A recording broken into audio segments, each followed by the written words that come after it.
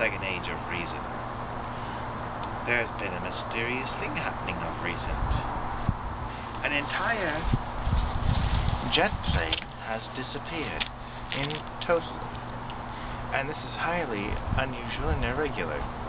So I want to speak to that just a little bit, because everybody's putting in their 2 cents worth, because it is such a mystery. The plane was flying from Malaysia, probably to Shanghai or something, and it mysteriously went a little off course and totally disappeared. And people have been looking to see if it crashed, and it didn't. And people have been looking to see if it landed somewhere else, and it didn't. And people have been looking for communications, and they found them, and they suddenly stopped. And they've been looking for the signals that those vehicles leave behind, and they haven't been able to find them either. And somebody thinks that there's something not quite right about that, and it could be. And so everybody's proffering their theories as to the cause of the disappearance. So some people say it might be a hijacking. But usually if it is, they have demands and they want to have somebody air their grievances. And there hasn't been any of that. They say, well, maybe there was a malfunction in the plane, but they have enough transducers or transponders to send information back. There might have been something leading up to it, but no such luck. And some people say, well, maybe the pilot was depressed and he crashed the plane just for the fun of it, to make all the problems go away. But we don't think so, because you'd see a wreckage someplace. So I've had a few other ideas about it, and some of them are not far off the beaten path and are pretty plausible, and some of them are less plausible. Most plausible is something called uninterruptible autopilot. This is something that's been installed in the planes since the 1990s as an anti-hijacking tool. So if you think your plane is being hijacked, you push that button, and it doesn't matter where you go, the plane will be automatically autopiloted back to some place. Which place? I don't know. In this case, perhaps the autopilot kicked in, intentionally or not, and its destination may have caused a change in course. May have. The other thing is, things are so highly computerized, it may be the flight computer, the navcon, whatever it is, had a fault or was taken over by hackers or other entities to divert the plane to someplace else. So that would be the one about the hacking and the navigational computers, which could have been intentional or even so unintentional, an accident. Now we get into the lesser plausibilities, but why not mention them anyway until we have a definitive finding. Somebody said maybe they were intercepted by aliens, UFO people.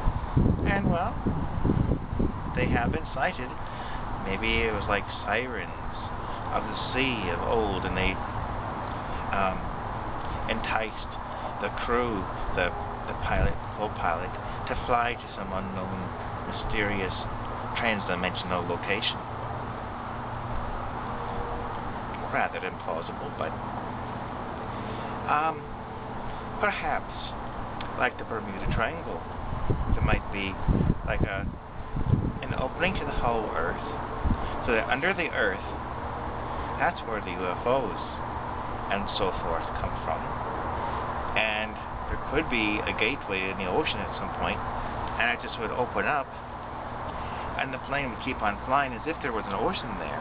And if it was, I don't know if it was at night or day, they would fly into the inside of the Earth. And now they'd be with where whoever lives inside the Earth is. Could be.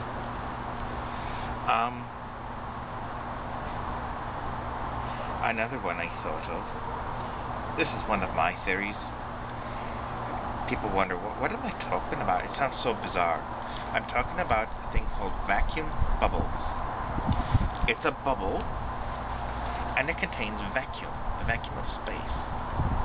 Now, by all measures of known physics, a vacuum bubble, if it exists, would collapse. But a bubble has an external surface, the membrane. And if the membrane of the bubble is an electromagnetic field of some kind of high intensity, I'm not sure how it is generated or maintained, you would have this bubble, which could be anywhere from a few inches to a few miles in diameter, come from outer space where it has no stress at all and probably is invisible and undetectable till when it enters our atmosphere. And it probably doesn't just fall to the earth because it has little or no mass. It just blows around a little with the wind. But when, say, birds fly into it, what would happen to the birds? They would suddenly fly into something. Well, first of all, the membrane is electrical, and it would cause them to be shocked unconscious, most likely. And then, as they were in the vacuum, they would suffocate as they fell, and they wouldn't fall at the normal rate of speed. They would fall at the full speed of what it would be in the vacuum. And then,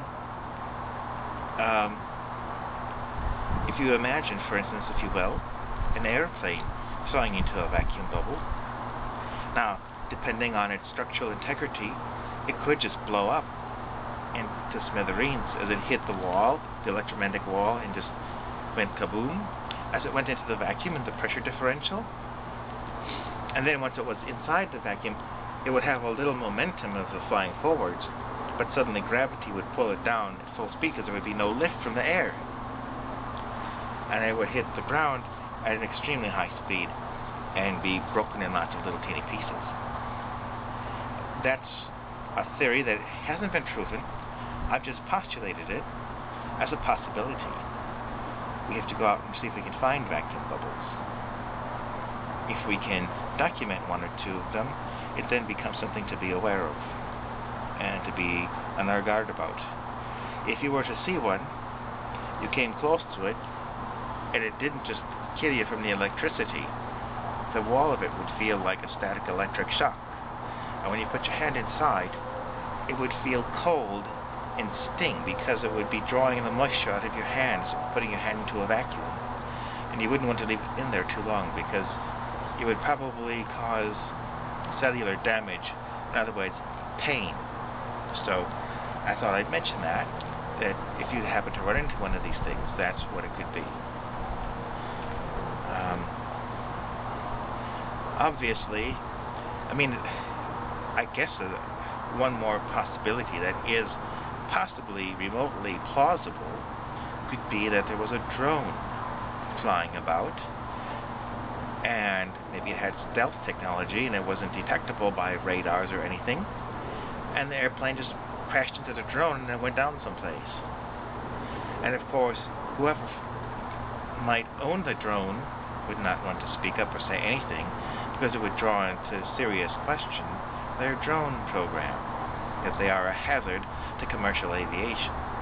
So I'll leave that with you at this point, and until later, we'll be seeing you.